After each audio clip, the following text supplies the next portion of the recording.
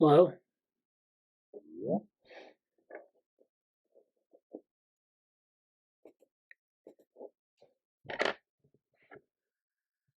Hello?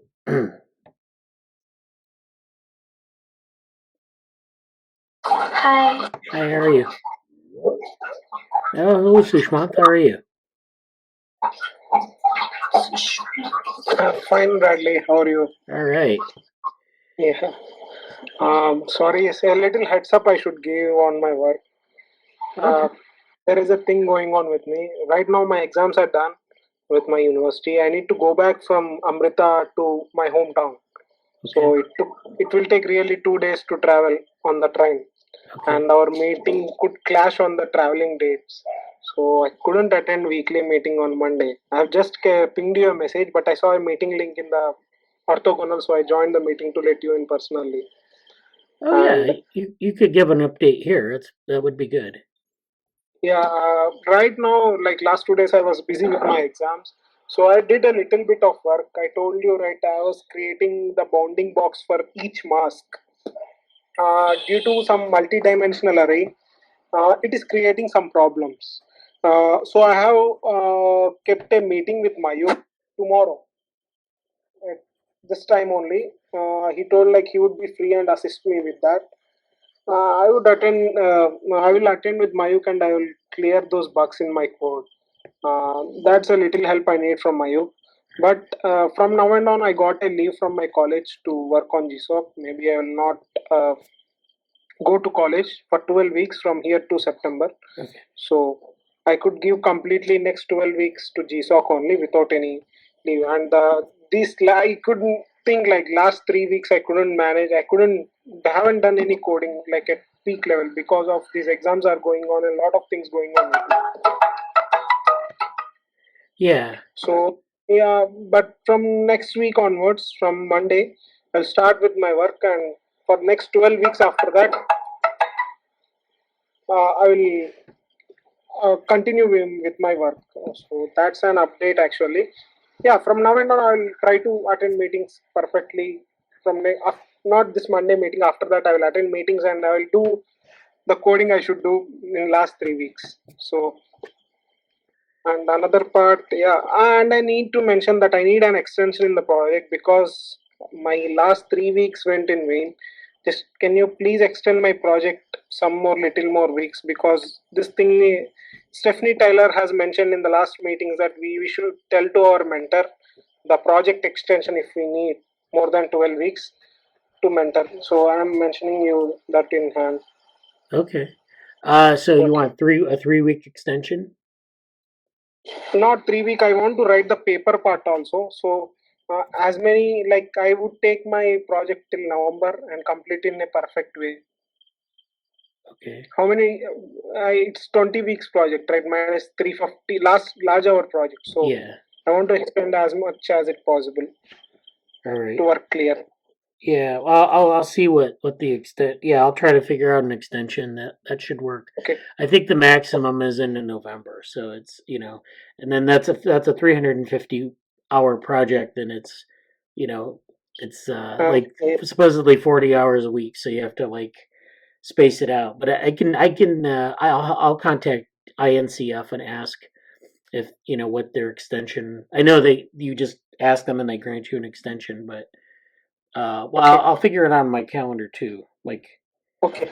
yeah. Okay. I All just right. want to write this in a perfect way because the paper and the work I have to publish in the same manner because code last 3 weeks I couldn't done like in a good way.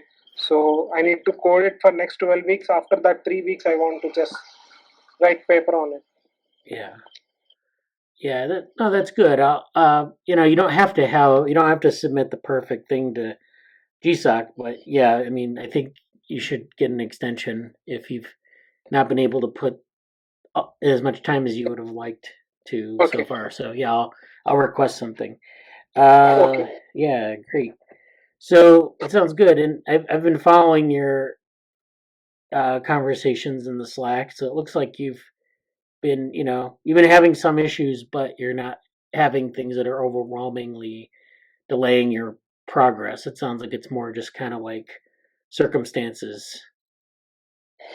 Due to circumstances, I couldn't work at my utmost level due to exams are going on, and these are my end semester, so I couldn't manage both of them at same time. But tomorrow will be my last exam, and I could perfectly start working on GSoC. So, yeah, Okay. that's. Yeah, no problem. Mayuk is helping. Maybe Mayuk will have a meeting with me tomorrow, and Okay. we'll sort it out that SAM model, and I will start working on it. All right. Yeah, and so I guess you're all set on the SAM model, like you know kind of how it works, or you're just having like minor errors and things like that, or Minor error only. Just when we are creating the bounding box for the masks, there is a size error coming out due to empty masks there in the data set. So I need to clear the empty masks which are there in the data set. Then I need to feed it to the model. So that's a little problem. I don't know. It is problem with SAM or segment anything model or from my side in my code. Mike told we will figure it out on the Saturday meeting. Yeah, we will have the meeting and we'll try to figure it out. all right, yeah, and let me know what happens in the meeting, like what's the outcome. Yeah, okay, definitely. I will inform you. All right, thanks. Yeah, that's great. So for Vrushali and Raj, Sushmanth is doing a project through the DevaWorm group. So he's doing a lot of cell segmentation and things like that. So he's actually working on the segment anything model.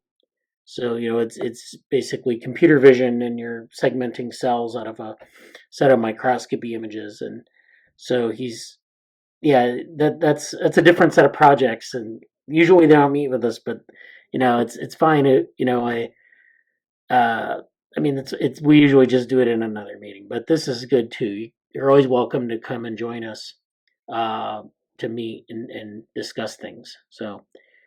Um, so thank you, Sushmanth, for that update. So, Raj or Vrushali, who wants to go first on an update?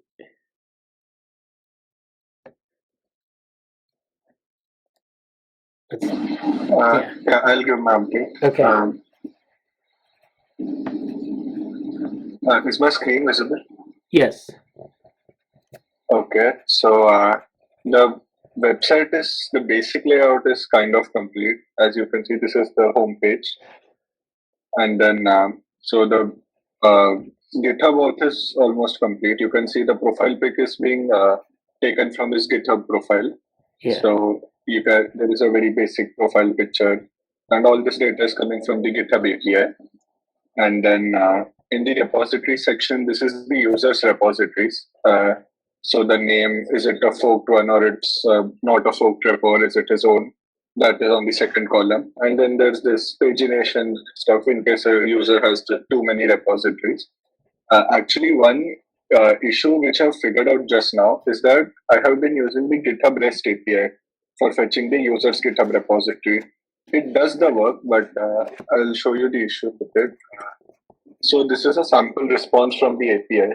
So this single object is of one repository. So as you can see, there are many properties for a repository. Like there is this ID, name, is it private, true or false, then information about the owner, its description, and there's just too much extra info about the repository than we need.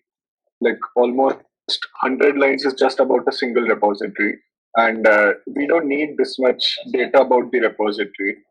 So the problem is that if a user has many repositories, then the site will be too slow and laggy, as it will take a lot of time to load this data, and we don't need all of this data. So this is the problem with the GitHub's REST API. So to tackle this issue, I researched a bit on GitHub's GraphQL API. So what this does is basically you can just mention the properties you need in the query itself. So in the response, you will have only those few properties and not every single thing.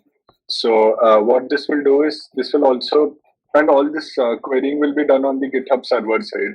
So the loading will also be instant, but at the same time, we'll get a much compact response. So we won't be bloating the site with extra data that is not needed. So this weekend, I'll be moving the code from the GitHub REST API to the GitHub GraphQL API, so that we don't basically overfetch information. And so I was checking some documentation for that. I'll get it done this weekend. I'll transfer the project from GitHub REST API to GitHub GraphQL API. And apart from that, I also checked about some databases that can be integrated in the project.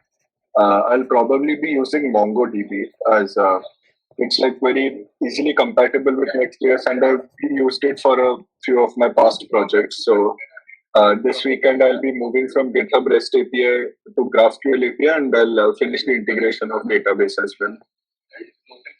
Okay. So I plan on finishing all this by Monday, and once I'm done with it, I'll update the same in the Slack channel as well. All right, that sounds great. So The first thing you showed was was like a list of different users and whether it's forked or not forked.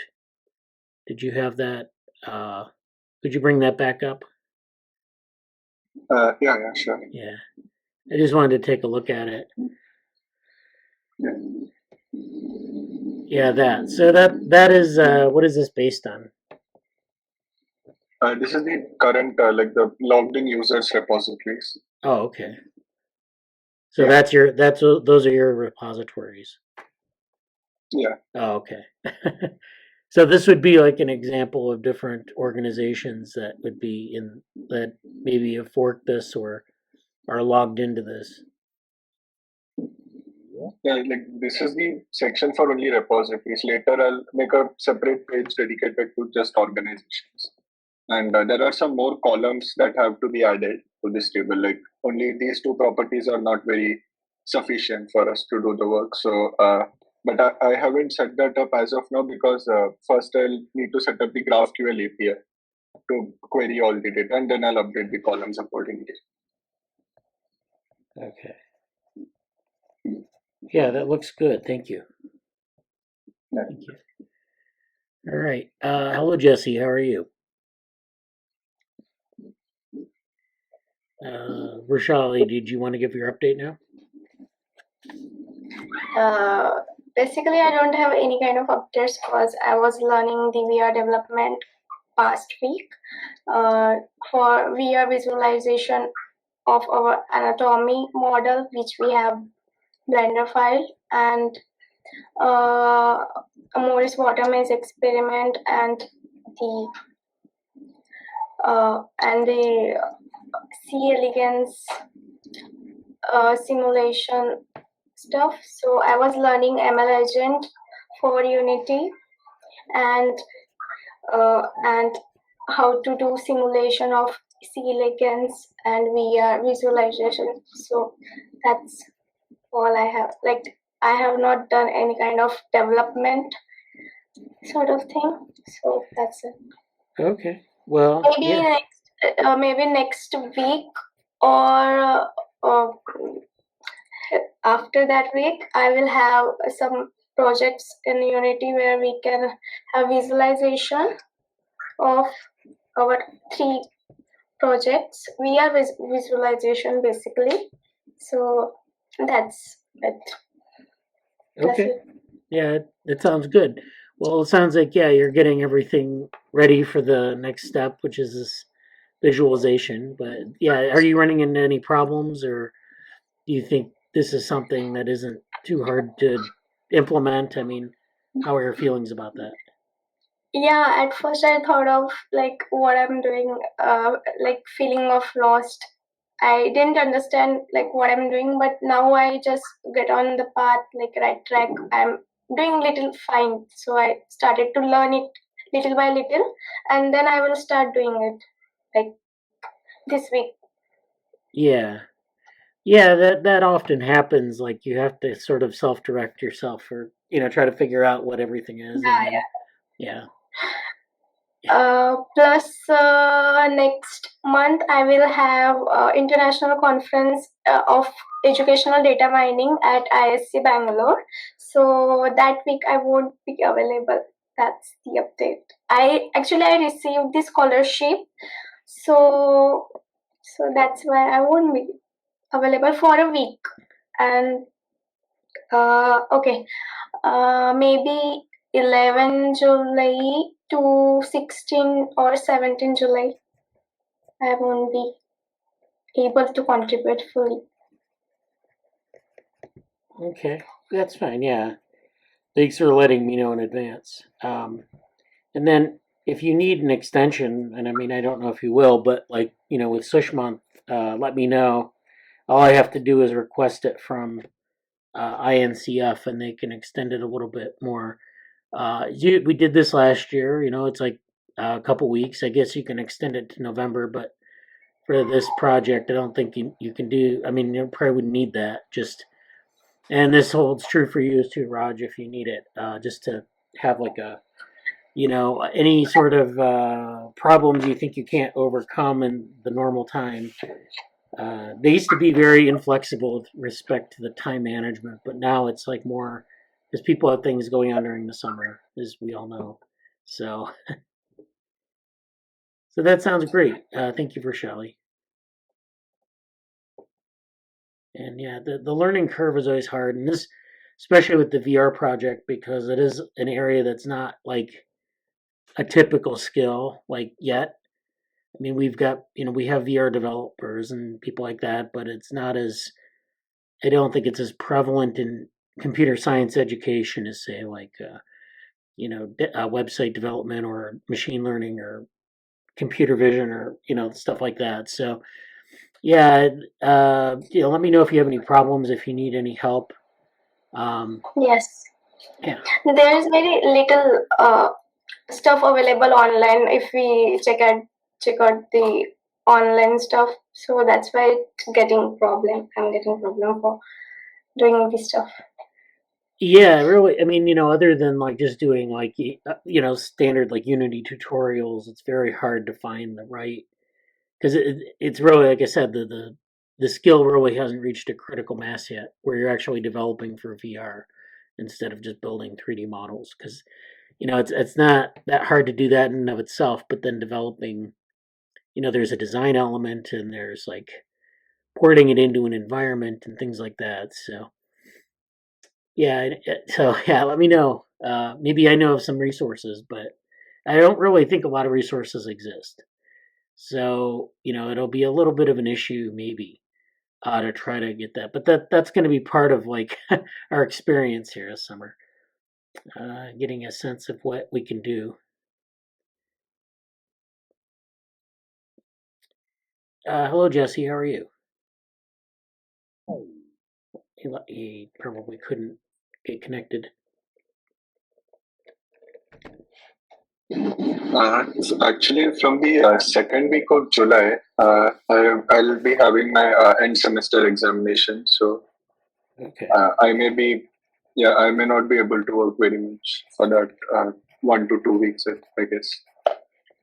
All right. Yeah. Let me know kind of what the dates are when you find out, and we might. We might not have meetings those weeks, and we can just do updates like just to keep in touch and things. Yeah, sure. During that time. Yeah. I'll share the schedule on Slack once I receive it. Okay. Yeah, sounds good. Thanks. Jesse, how are you? Good. Sorry, I just unmuted myself and then somehow hit the screen. It just disappeared. I'm okay. I, as you know, been dealing with stuff for WISC submission and a bunch of other things this week, reading group stuff, a lot of conceptual work and stuff like that. I was considering sharing something here. I don't know what you wanted to do for this meeting or stuff like that. I was going to go over potentially a semi-professional development-ish story, a real-life story that happened to me this week, and it's kind of on the vein of demo or die. It's basically what I mentioned to you, I think, Wednesday. But I was in a situation where I had to give sort of an impromptu presentation and then a planned presentation. One was in the private sector, and one was in a public sector academic setting. And I can go into that now or not, but I was going to kind of just take some discussion about those differences and kind of have a bit of a story about that. That's not. Yeah, let's go I don't ahead. know if Yeah, I'll need about 20 minutes for what I'm going to do, but Okay. go ahead. Yeah. Okay, yeah, I'll try to keep this around like, I don't know, 5 or 10 minutes maybe. Okay. Just, let me know. All right. I may try to use. I just got to set this up. I may be able to use this Jamboard inspired by Bradley, who's sort of the Jamboard king. I do like those. Yeah, it's good. I'm learning how to do it, and I have like I cannot do one skill that I do not have is writing with a mouse. So I have to use my own. I have to use like an actual pen. Yeah, pens are usually a lot better. Yeah. Yeah, but I think I'm still in envy of Bradley's mouse writing ability. I believe you can do that. Oh, anyway. I use pens. Yeah. Oh, always or just sometimes? Yeah, I have like a Surface Pen, and then I have like a Wacom tablet. So. Okay, that makes me feel a little bit better. Yeah. Because I thought you were always using. I knew you had that. Yeah. But I thought, okay, all right. Anyway, so the general topic is kind of this demo or die in different contexts, and I'm just kind of freestyling here with all this, but for those who don't, let's talk a little bit of what I'm going to say. D or D, not D&D. Yeah. D&D is a game, Dungeons and Dragons. D or D, in the most basic sense, is demo or die, or deploy or die. And we talk about that a little bit. We talk about that sort of professional development. We talk about that in sort of something to be aware of. And I don't remember the exact story of its origins, but the concept that I heard about it from is basically when you're like in kind of an MIT or MIT Media Lab sense, like when you're doing research on something or any lab, any kind of a lab where you have this sort of open potential of something, like you're researching and developing something, and you have a potential of someone either kind of showing up, oh hey, hi, I'm here, can you show them, can you talk them through it? But it could be a funder, it could be a colleague, could be some unknown entity comes up, you have to explain what you're doing to them. And even the idea of having someone designated in your lab as, okay, you're on call to do the demo or the deploy or to show to kind of show something to somebody else. At a very high level overview, that's kind of what it's about. Sort of being ready to present your work and also thinking about how to present your work in accessible terms to other people. So I don't know if Bradley wants to add anything to that before I go on. Well, yeah, like in academic labs, this is a common practice where you have like maybe people coming through and you want to give them a demo of what you're doing, and oftentimes it doesn't work exactly the way you want it to, so you have to just kind of play along. I mean, if you watch some of the old WWDCs from Apple back like in the late 90s, they did a lot of like demos. Like Steve Jobs would do a demo and then like it would fail. Like they would never do anything like that today. But like you'd walk through a demo in front of a bunch of people and you'd have like it would fail and then you'd have to say, oh, I'm sorry, and then try it again. And the idea, I think, is like to just give people a taste of like what you're doing. And when I was in a VR lab, we used to do these, and of course the technology is a lot less reliable than it is now even. So you'd have a lot of cases where something didn't work. People would come in, they're really interested in seeing what you're doing, it isn't really about like being perfect. It's about just showing that you're doing something, and it's like, maybe it works, and maybe it doesn't. And then for like project management, if you demo something at a meeting, you're just showing, you're going through the process, and you're saying, this is how it's supposed to work. If it doesn't work, we can go back and fix it, for next time. Um, but we want to just walk through it and see how easy or hard it is to get to work. And then sometimes people really refine their demos down quite a bit. Like they'll get a demo where it's like really, really good. And like a lot of, like, if you watch, actually, if you watch the Vision Pro demo at Apple's WWDC this year, it's very polished. Like they'll do like they'll have a couple apps that they'll run through, and they know exactly what they're doing. They practice this over and over, and it's just a demonstration to show what it is that they're doing. But and it doesn't necessarily mean like there isn't any real value in what they're doing with respect to like what you might do if you were to buy the thing and use it. But they just want to show the features, you know. So yeah, varying degrees of polish, I would say. Yeah. And I think that's kind of a general overview. And this week was interesting for me because I had a back-to-back unplanned version of this. And I guess in, I don't know, yeah, it's already going kind of fast. In a few minutes, I guess I just want to kind of very briefly mention how that can change both like when you're in a more industrial lab or in a public or private sector difference, or just some of the different contexts, because the contexts do change this quite a bit. And I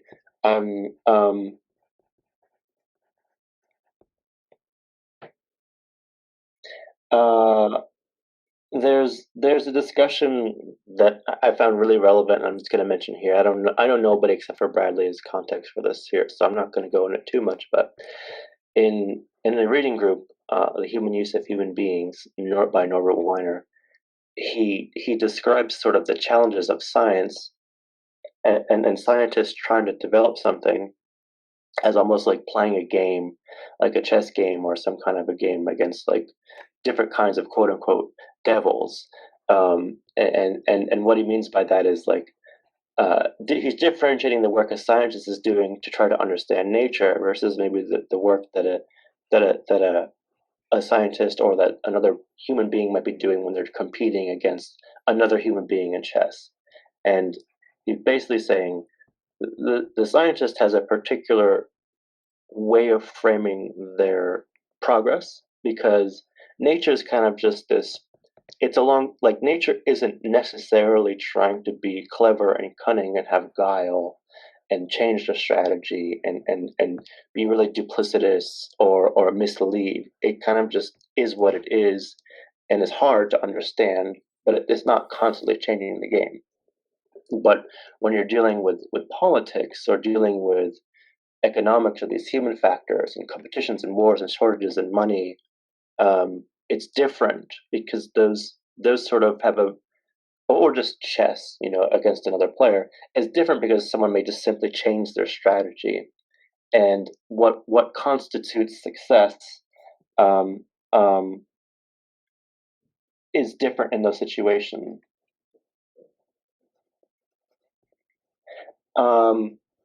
So to kind of get a glimpse of this without going too long, I had a planned meet discussion at a conference as a hybrid digital designs this week.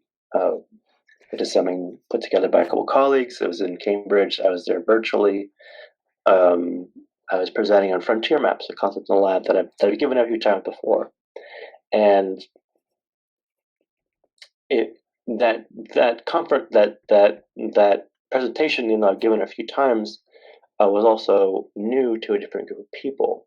And I don't think I did the best job of conveying the context, or at least that it was interdisciplinary, because most of those groups were very established in particular fields of study. So that's something I would change. But one thing that totally threw me off and kind of really highlighted this point is that immediately before that presentation, I was called into a work setting, which is definitely in the private sector, not in academia, not a kind of academic conference, about a change of strategy, about a different project, about something shifting around or whatever, about my role changing. And I had to, it was instantly a demo or die, but it was a demo or die that you weren't really prepared for, that related to this changing business circumstance. And I feel like I'm not going to be able to write this out very well, but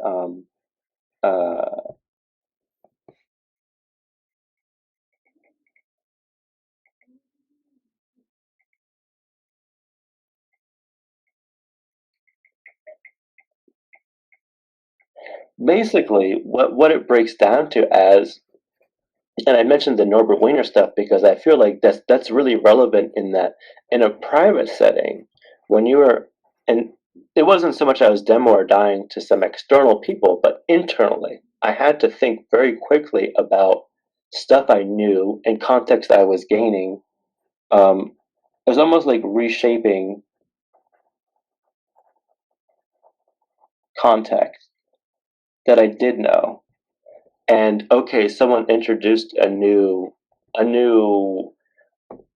don't know, plan or something I had to like reply to. And because I was able to have a buildup of knowledge I was already trying to understand, there was a sense of it was a bit innovating on the spot, but also really being able to think about what are the business goals that are trying to be addressed, and how does the new context that I'm being presented with relate to the knowledge that I have built up and relate to what I know are kind of the developmental challenges to that. And so it was really like it was sort of maintaining a dialogue and saying, okay, yes, I'm literate in this, and here's where I see what I've been around going towards. And that could be different because when you're in a public or private space, a lot of times what's changing can be kind of the same thing, but it maybe is more defined along the lines of, it's almost like in the private sector, what may change a little more rapidly is like almost dependent on the nature of the business goals. It changes. We need to have more of this or less of that. We don't have money for this. We have money for that. We have this person coming and this person going. It's fitting to a specific timeline. There's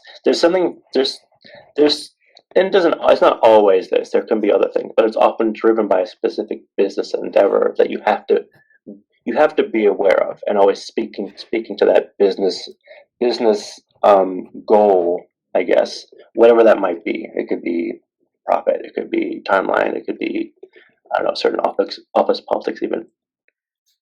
And obviously in academia, there's politics too, and timelines and funding issues. But in academia, there may be a sense of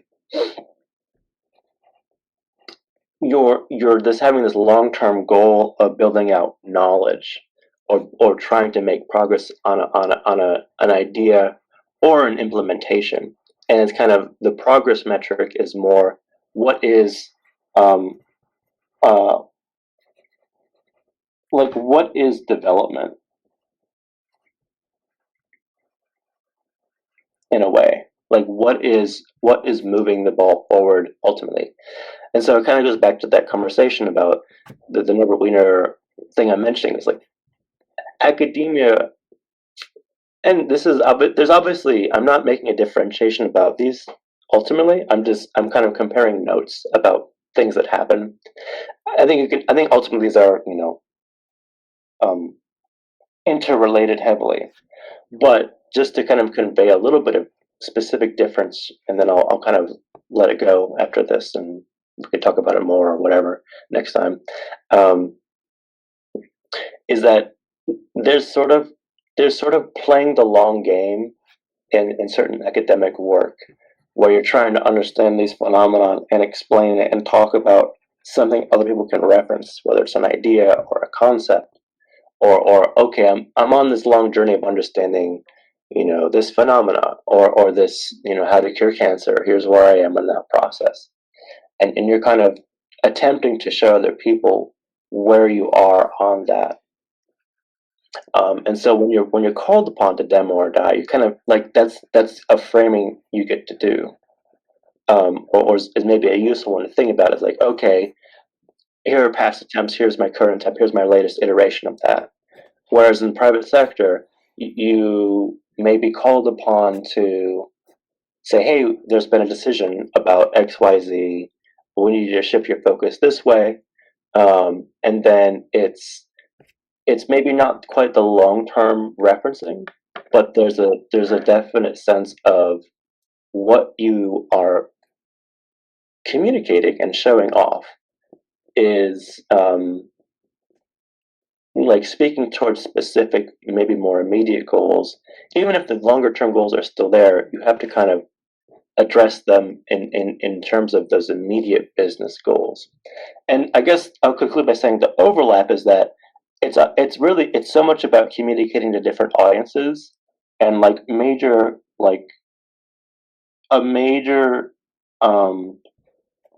thing for both of them that unifies them is being able to communicate at maybe a higher medium level and not getting too caught up in some of the details, and adjusting that upper level, that communication, to whatever the dominant thing is in the private or the public arena. Whatever you have to really train yourself to try to think, what is it that's the main thing that I'm doing overall, and then also what is it the person, the audience, is trying to find. And you have to explicitly make that connection.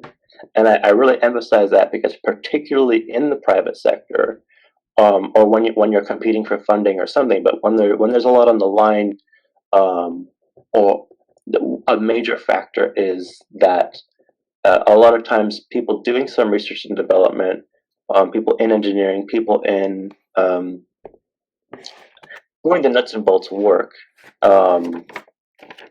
may have a harder time communicating stuff, or don't know. It's kind of, it can be a bit tricky to get in and out of those spaces.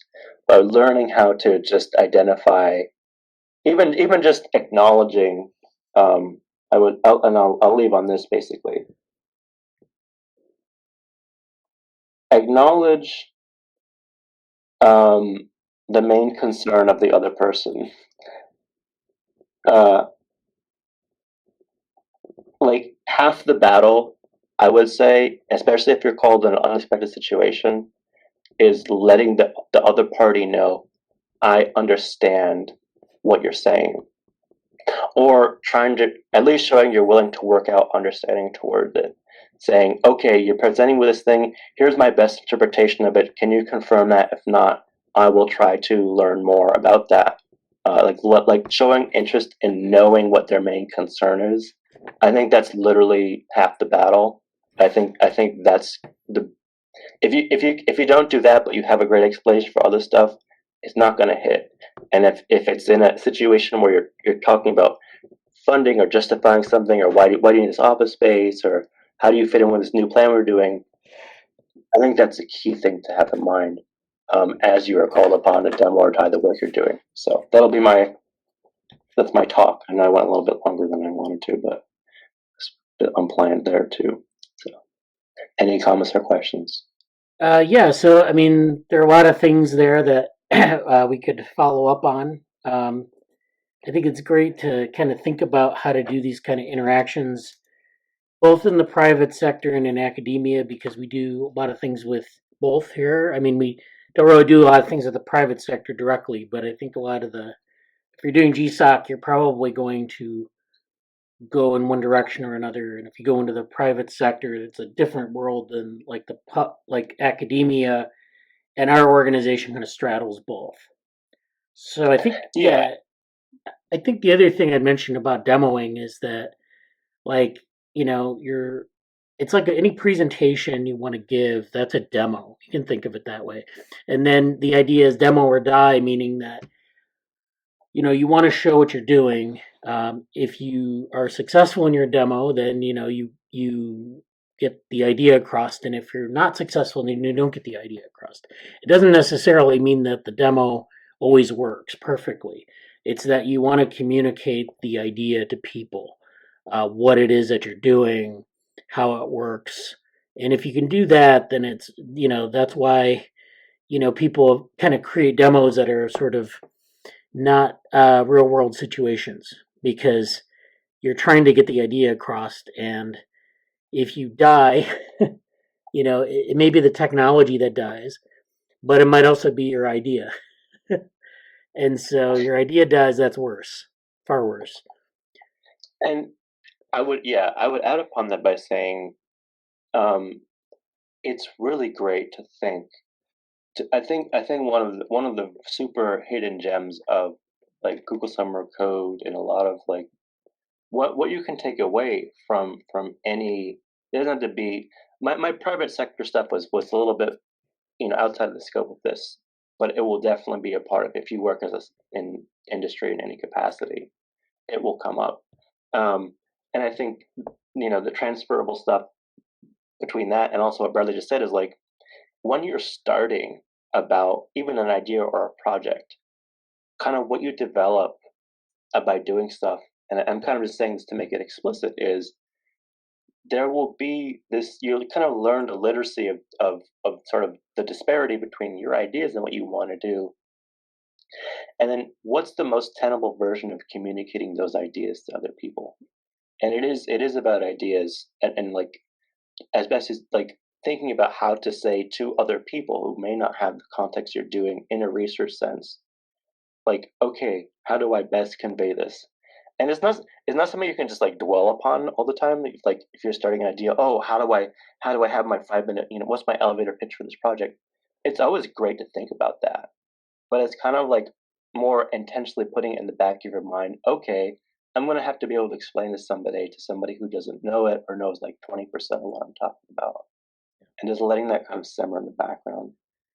So Yeah, having a shared context with your demoees is key, I think, too. It's just kind of like, because if they don't know what you're doing, then it's going to be really hard for you to have a successful demo. I mean, I could show you like some technology that hasn't really been invented yet, and I could come in from the future and like show you this technology, and you would have no idea what's going on. You might be able to pick up, like, if I took this laptop back to 200 years ago and I showed people a demo of it, they would not. I mean, they may get some of the metaphors of the desktop, but that's about it, maybe. But that they still wouldn't know what was going on. So you want to have a shared context, I think, too, with your demoees, and the helps. But of course, then you also have to have the right idea too.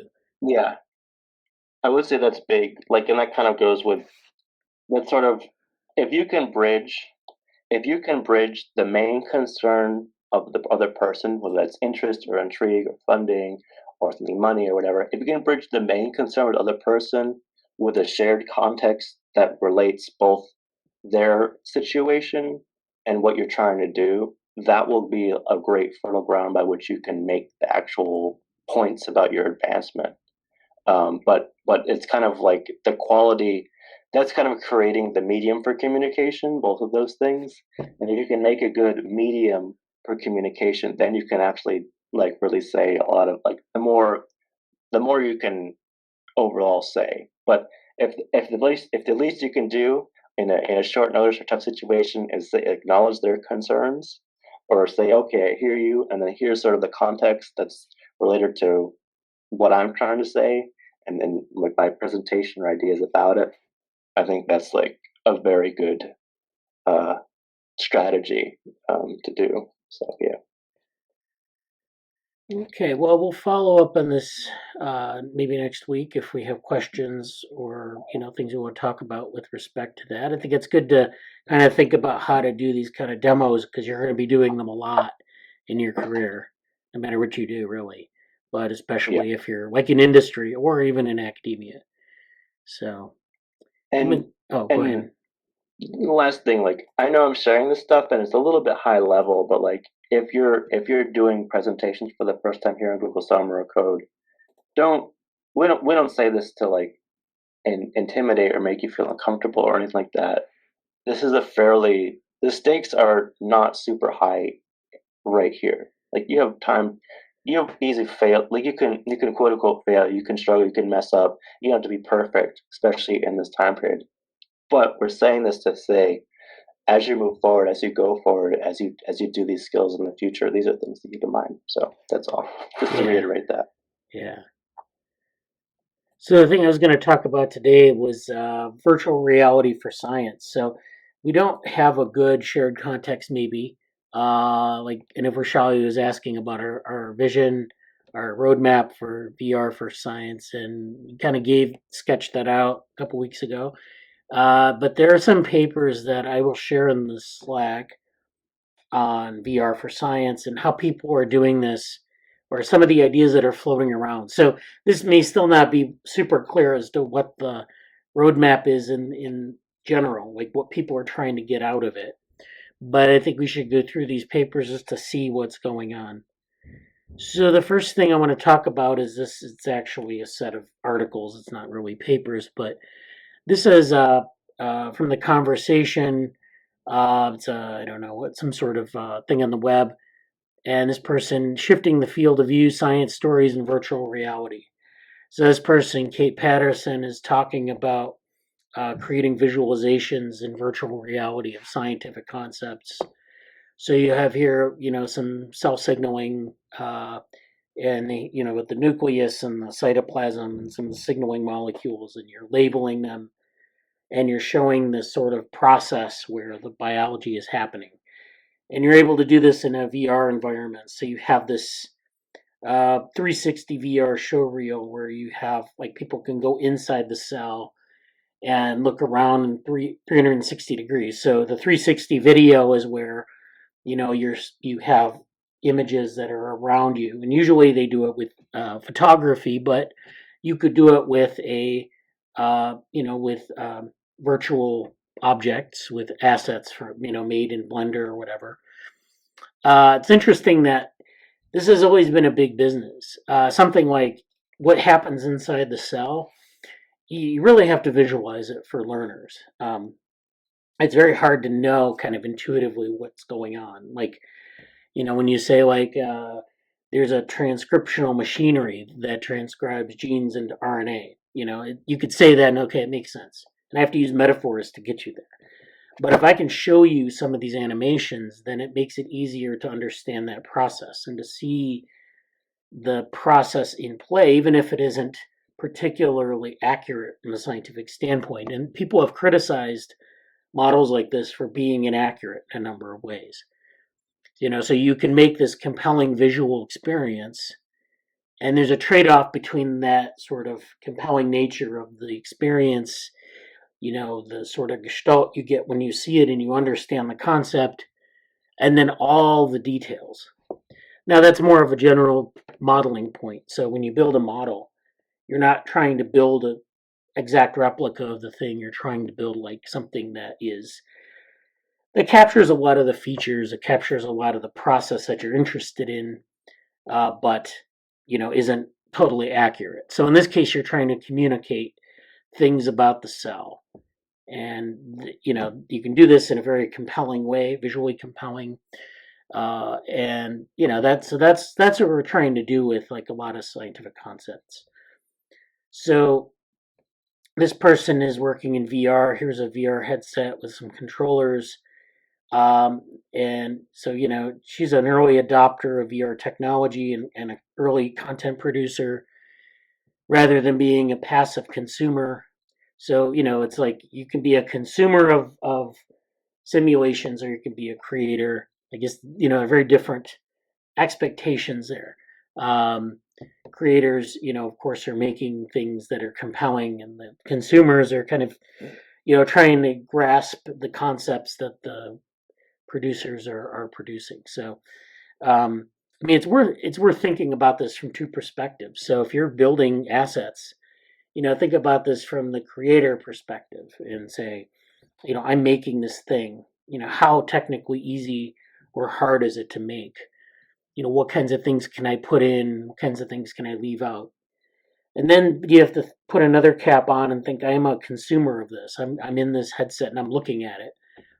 How do I make this compelling for the user? Maybe someone who doesn't know anything or very little about this domain. And so we're thinking from both perspectives on a lot of this.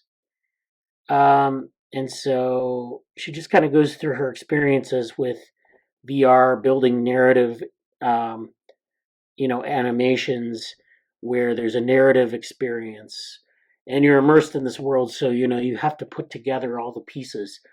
You can let people explore the world, but sometimes that doesn't really help people understand something. Sometimes you have to put a story behind it, or maybe more accurately, you have to give them guidelines for how to navigate the world.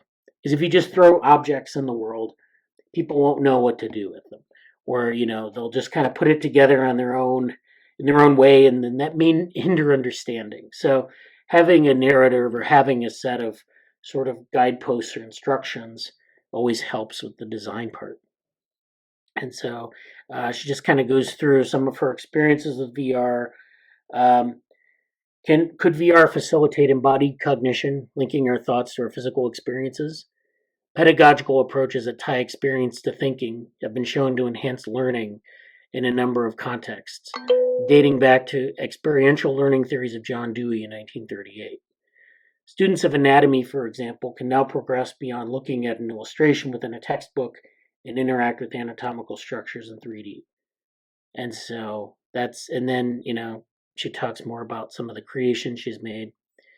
And then this is, we're just kind of at the start of scientific visualization in VR. But will immersive experiences actually translate to better understanding? What science stories are the most suitable for telling in VR? So not every scientific system or finding or even story of how things work is suitable for VR. And there's still technical limitations to overcome. So that's one perspective. Another perspective is just kind of like looking at what people are doing. So in this case, NASA is using VR to make scientific discoveries. So, again, you're visualizing data or some process. In this case, you're visualizing the night sky. And you're using this customized simulation that animates the speed and direction of 4 million stars in the local Milky Way neighborhood. So this astronomer and another researcher are obtaining a new perspective on the star's motions, improving our understanding of star groupings. So when you're in this immersive world, you can actually look at these things from different perspectives. When you're looking at data in a telescope, a single set of images, you're just kind of like looking at one perspective.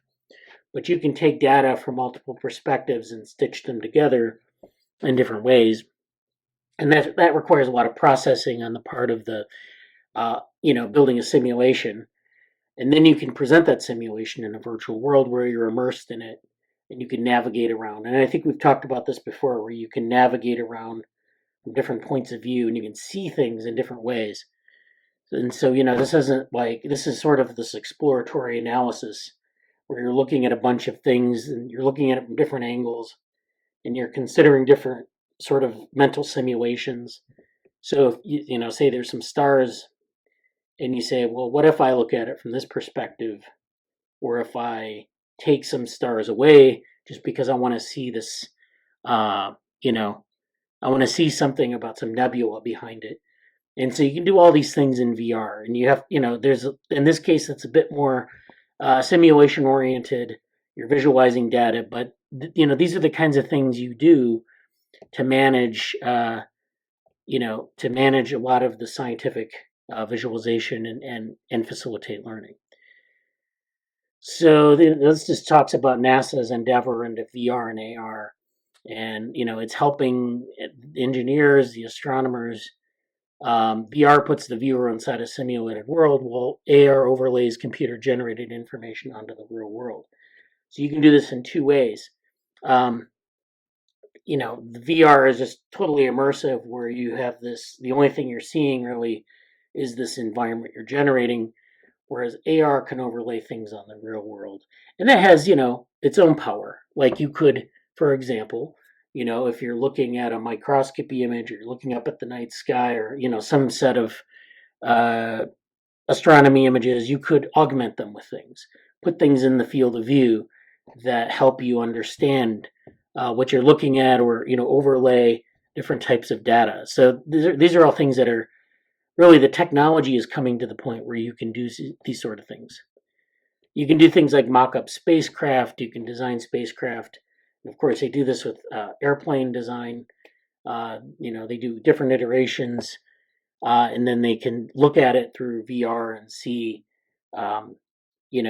different aspects of the design in spatial context. So, if you're looking at a model on a computer screen, it's one thing, but if you can walk through the plane before it's built, where the starship before it's built, and see how things are laid out, that makes more sense in a lot of ways, and it's more useful in a lot of ways.